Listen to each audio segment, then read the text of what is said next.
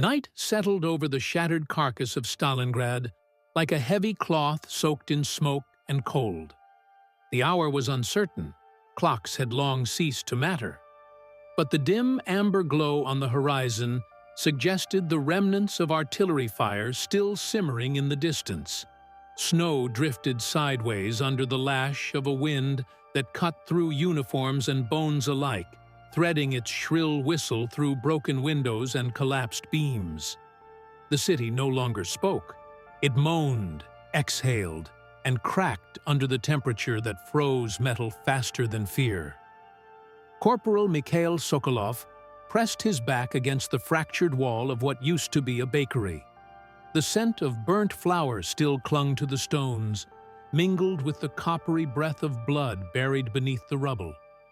He inhaled slowly, not because he wanted to steady himself, he had forgotten how to feel steady, but because the silence tonight carried an unfamiliar texture, as though something unseen brushed against the edge of hearing. His gloves trembled as he adjusted his rifle. He blamed the cold, though deep down he knew it wasn't the cold.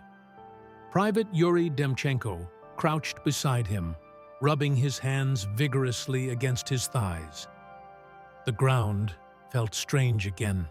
Yuri whispered in English, tinted with an accent thick as frost. They had been ordered to practice English phrases for coded communication early in the war, but now they used it mostly to keep from feeling trapped inside the world collapsing around them. Like breathing. Mikhail didn't answer. He had felt it too, a subtle vibration running up from the frozen earth when he stepped outside the bunker, almost like the faint thrum of a machine buried deep below. But there were no machines working in Stalingrad anymore. Nothing functioned except desperation and the will to survive. A distant explosion trembled across the skyline, briefly lighting the jagged silhouettes of ruined factories. Snowflakes reflected the flash like 1,000 tiny mirrors before dissolving into darkness again. "Maybe it's the Germans tunneling," Yuri murmured, though even he didn't sound convinced. "Or the frost shifting the foundations." "Foundations don't shift like that," Mikhail said finally. His voice was low, as though afraid the night itself might overhear. "It wasn't the earth settling. It was a pulse." Yuri swallowed hard. "You mean alive?" Mikhail didn't reply. The idea was foolish. The earth wasn't alive, not in the way Yuri feared. Yet the war had taught them that the boundary between the impossible and the real was perilously thin. Men vanished in seconds. Buildings evaporated under fire. Minds splintered. Souls cracked. Why should the ground itself not break its role and become something sinister? A gust swept through the shattered bakery, lifting snow from the floor in a ghostly swirl. The moon emerged briefly from behind a cloud, illuminating the street with a pale, almost surgical clarity. In that moment, Mikhail saw movement, small, subtle, a ripple beneath the snow, where nothing should be moving at all. He froze. "Mikhail?" Yuri followed his gaze. "What do you see?" The snow shifted again, a long, slow undulation, as though something massive slid just under the surface. Mikhail grabbed Yuri's arm, back, quietly. But as they stepped toward the interior, a groan rolled through the earth, deep, resonant, like a distant animal straining for breath. The snow bulged and split. Yuri stifled a cry as a crack opened along the street, only a meter long but impossibly precise, as though carved by invisible hands. Warm air, impossibly warm, seeped upward, fogging the frigid night with a thin streak of vapor. Mikhail's heart hammered. Something primal inside him recoiled, an instinct older than fear itself. He leaned forward slowly, rifle raised, though he doubted any weapon mattered now. The fissure widened a fraction, revealing only darkness below, but not the natural darkness of a hole. This one felt aware. A flutter of sound rose from within. Rhythmic, irregular, not wind, not echo, something else, a whisper. Mikhail stumbled back, his breath caught in his chest. He didn't understand the words, if they were even words, but the cadence tugged at him, delicate as fingers brushing the inside of his skull. He felt Yuri clutch his sleeve, trembling not from cold, but from the sudden conviction that the city itself was speaking. "I don't like this," Yuri said, voice cracking. "Let's return to command. Report it." "Report what?" Mikhail snapped, more sharply than intended. "That the ground is whispering? They'll think we've gone mad." "Maybe we have," Yuri said quietly. They stood in the snow, breathing hard, the fissure steaming faintly between them. The wind howled again, masking the whisper for a moment until it returned, slightly louder, more insistent, almost curious. Mikhail forced himself to step forward again, compelled by a mixture of dread and fascination. He peered into the crack, straining to make sense of the shifting dark. Shadows coiled, receded, and reformed as if alive, though reason insisted it must be nothing more than a trick of the dim light and drifting snowfall. Then a tremor shot through the street, nearly knocking him off balance. Yuri yanked him back. "Enough! We shouldn't be here!" The city answered with another groan, this one louder, vibrating through the walls around them. Windows shattered in the distance. Snow cascaded from rooftops. The fissure snapped shut with a sharp, decisive crack, as though whatever lurked beneath had withdrawn. Silence returned, but not the same silence as before. This one felt taut, listening. Mikhail met Yuri's gaze. Both men understood that whatever they had just witnessed was not a hallucination, not a product of exhaustion or fear. Something had moved beneath Stalingrad, something that should not exist. A flare burst somewhere 2 streets away, followed by gunfire. Duty called. The living horror of war demanded attention, even as an unknown terror simmered below their feet. Mikhail steadied his rifle. "We head north, join the line, and we don't speak of what we saw. Not yet." Yuri nodded, though uncertainty rippled through his expression. "But it's not finished, is it?" Mikhail shook his head. "No, it's just beginning." As they slipped into the shadows between ruined buildings, the ground behind them gave a subtle, almost playful shudder. Too small to be noticed by anyone who hadn't been listening for it. But Mikhail felt it, and the whisper, buried for now, seemed to echo in the back of his mind. "We are not done with you." Dawn in Stalingrad was not a promise of warmth or safety. It was a faint dilution of darkness, a bruised light spreading over a city that no longer remembered daylight. The first suggestion of morning came as a pale gray smear behind the smoke-hung horizon, illuminating the skeletons of factories, the gutted tram lines, and the crooked ribs of bombed-out apartments. An icy fog clung low to the ground, carrying the acrid ghost of cordite and the distant groans of wounded men who had survived the night only to question why. Mikhail Sokolov had not slept. None in his unit had. They stood clustered behind a collapsed retaining wall, rifles slung but useless against the dread that had hollowed out their chests. Frost clung to their eyelashes like tiny, persistent reminders of the cold threading through their bones.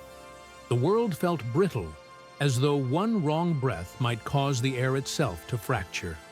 But the worst part was the silence beneath their feet, a silence that felt poised, like a held breath.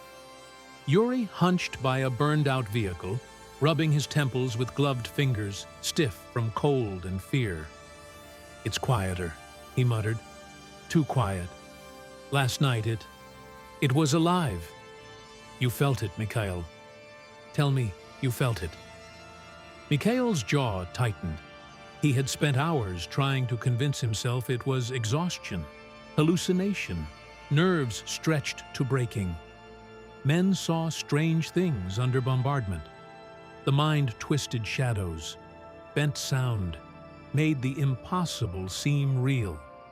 But the memory of that warm breath rising from the cracked earth lingered like an accusation. "The ground doesn't breathe," he whispered, though conviction deserted him even as he said it.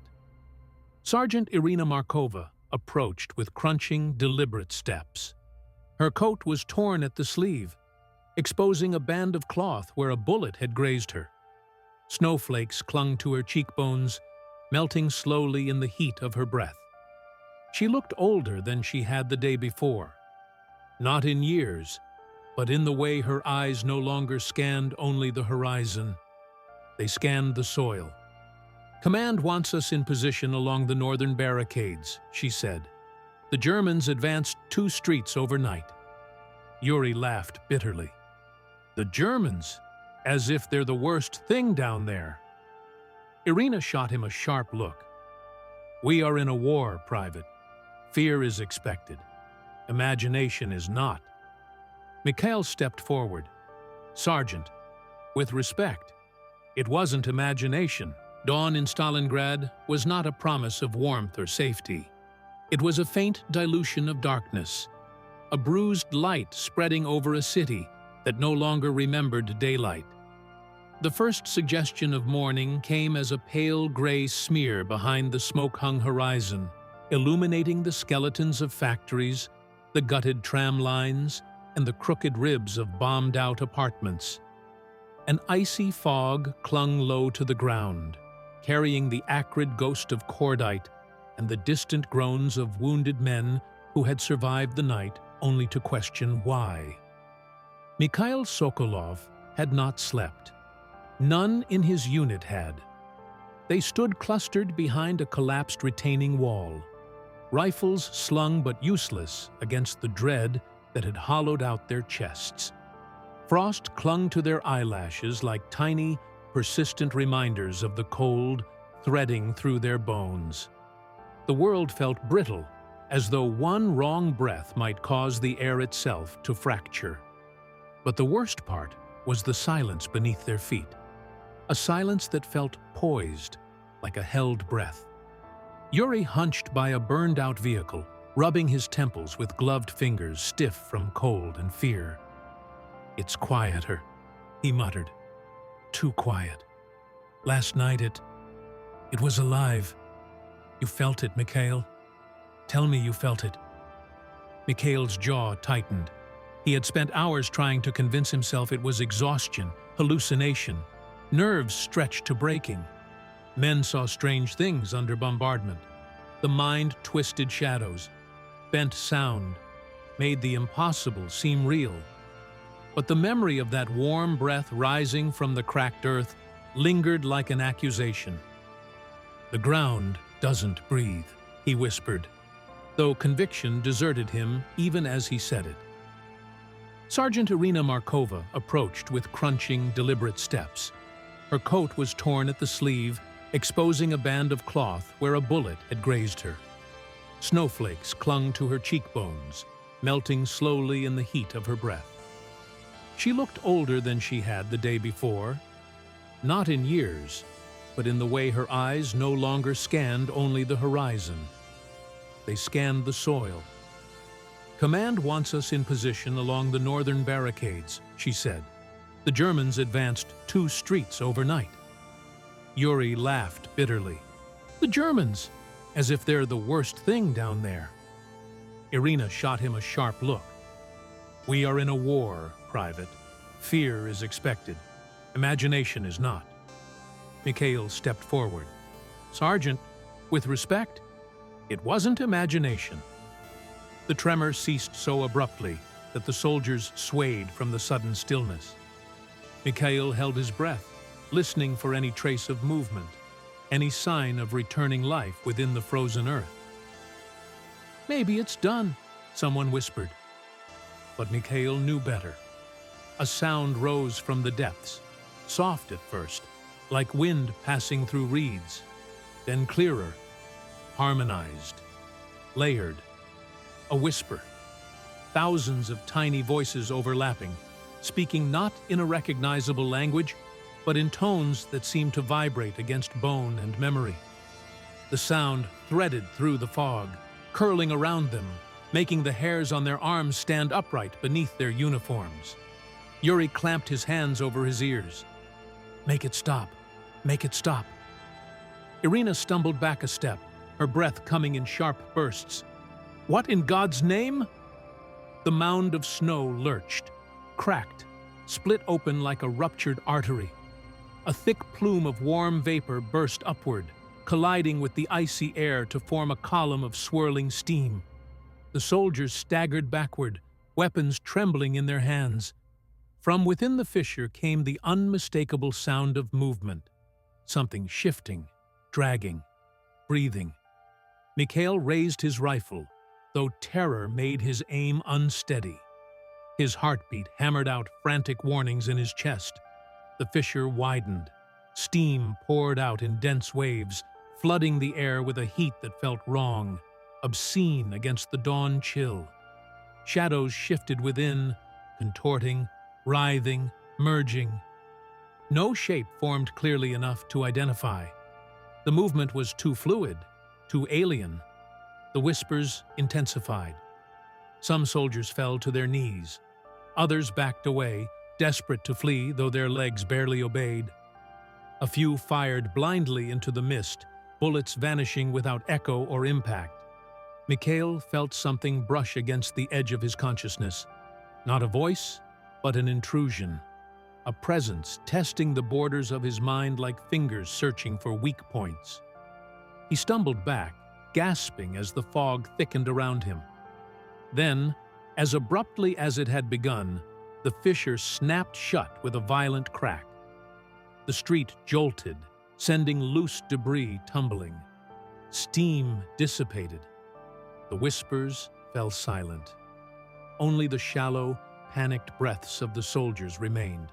Irina looked at Mikhail, her expression hollow, stripped of all authority. "We can't fight this," she whispered. "Whatever that is, it isn't meant for us." Mikhail opened his mouth, but no words came. For the first time since the war began, he felt something worse than fear. Helplessness. Around them, the fog thinned as the dawn finally asserted itself, though the light felt colder than the night had. Men gathered in stunned clusters, avoiding the place where the earth had opened. Some stared numbly, some wept quietly. No one spoke of courage or command. Only Yuri, still trembling violently, managed words. "It wasn't rising," he whispered. "It was searching." Mikhail turned sharply. "Searching for what?" Yuri lifted his eyes, wide, haunted, glistening with the reflection of a fear he couldn't yet articulate. "For us." A distant artillery blast rolled across the horizon, signaling the next wave of German fire. But no one moved, no one prepared. Because now they knew. Stalingrad held more than death. It held hunger. The day never truly brightened.